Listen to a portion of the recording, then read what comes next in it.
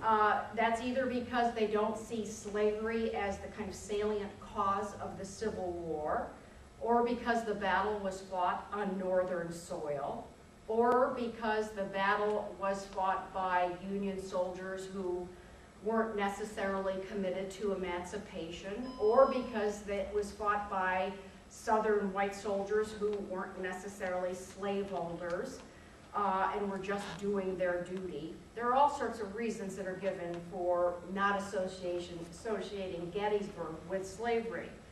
So to make the case for its relevance, though, which is what I did in large part in this book that I wrote, is I'm going to take you back to about this time of year, in fact, 1863, mid-June, in Chambersburg, Pennsylvania, about 20 miles or so west of Gettysburg.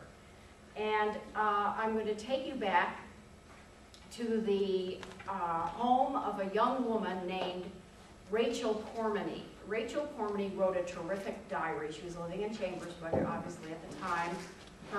She was a young mother. Her husband was away fighting for the Union. And she gives us a great window into the early moments of the Gettysburg campaign. And in this diary, she writes of her trepidation, her anxiety, as she hears stories about Confederate cavalry invading Pennsylvania. And this has happened before. Raiders have come in, stolen supplies, stolen horses, stolen cattle, and so forth. But she's nervous about it. Again, she's home alone. And it's in the middle of the night, June 19th, when she hears this enormous clatter outside, and it's hundreds of horses who's pounding the pavement, or the cobblestones, and it's the cavalry that have come through, and she sees in the moonlight just them streaming in with plumes on their hats, making a huge ruckus. And she can hear the leader, or one of the commanders, demanding, where's the mayor of this town? And the mayor doesn't answer, but she realizes that they're in fact there. The night goes by, though. There is no bloodshed. There's no burning that happens. And she falls back asleep again. She doesn't realize that this is the leading edge of the Confederate Army, the leading edge of tens of thousands of Confederate soldiers who are working their way up as discreetly as they can through the Shenandoah Valley up into Pennsylvania, Lee's army. And she wakes up in the morning, and this is when the real shock begins, because what she witnesses that next morning is widespread kidnapping that's taking place and directed against any African American that these Confederate soldiers can spot. Free or formerly enslaved, brought up in Pennsylvania or not, it didn't matter. So soldiers begin identifying any person who seems African American to them, shooting at them, going after them in houses, in barns, chasing them through cornfields, into parlors, up into attics, catching them if they can, tying them up. Rachel Cormany says to herself, what would they ever want with these women and babies? Because in fact, women and children are what is left of the African American community in Chambersburg, because many of the men have gone off and enlisted in the 54th and 55th Massachusetts regiments and are actually at that moment on Sullivan's Island attacking Fort Wagner, and their actions would later on be memorialized in a film called Glory. So that's where they are right now. So it doesn't matter, they're gone. The cavalry are going to go after women and children. And she sees, mothers running after their children, babies crying, separation of families, and so forth. There were members of the black community who had heard word soon enough that they were able to escape. They worked their way through these same cornfields during the night, took dirt roads north if they could do it, and they also found their way north along mountain edges. And many of them knew where to go. They knew where the safe houses were because only 5 years or so earlier they'd been helping fugitives themselves through the Underground Railroad, never imagining, of course, that they themselves would be targeted.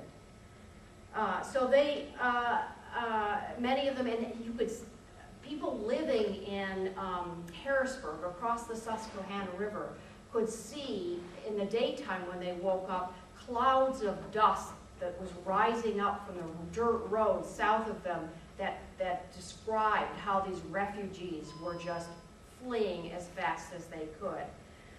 Some of the refugees, of course, were not very lucky. Hundreds of them were roped together, tied together in a kind of improvised coffle gang, placed in wagons and sent south. A number of the wagon loads were liberated by Pennsylvanians in various towns they traveled through, and people were freed. What happened to these people? We don't know the answer to that to a large extent. It's only been in the last decade that we've been able to uncover some of this history and to point to various reports that some of these families were separated. Some children were later found to be in Georgia, separated from their mother, who was in, I think, Virginia. In the Freedmen's Bureau records, we can start to see inquiries, or we've just begun to sort of investigate inquiries into how some of this separation occurred. How many people were taken, we still don't know, or were successfully taken, we don't know. But the point here, the point I want to make is not necessarily the horrific details of this kidnapping, but the fact that it occurred and the targeting of African Americans occurred. Because I think that this underscores the point that actually one of these witnesses made at this time, which is when he had seen some free people that he knew all his life being taken, he said he had absolutely no doubt now about the true object of this war, as he put it.